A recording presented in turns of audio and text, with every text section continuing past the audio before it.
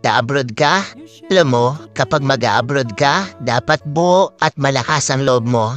Dahil kung hindi rin dang buo at malakas ang loob mo, huwag mo nang ipagpatuloy pa. Kapag nang ibang bansa ka, dapat kaya mong lahat dahil marami kang kalaban doon sa pupuntahan mo. Nariyan ang lungkot dahil mapapalayo ka sa pamilya mo. Isa yan sa pinakamalakas na kalaban na pwedeng umatake sa'yo. Nariyan din ang takot. Takot at pagkabalisa kung maayos ba ang lugar na mapupuntahan mo. Maaari ka ring panghinaan ng loob dahil tanging sarili mo lang ang tutulong sa'yo sa oras ng pangangailangan mo. Pwede ka ding ma-depress dahil sa sobrang daming problema na darating sa'yo at lalo na hindi mo pa kasama ang pamilya mo sa tabi mo. Pagkawala ng pag-asa na makakamit mo pa ba ang pangarap mo dahil kulang pa ang panggastos mo kaysa sa sinasahod mo.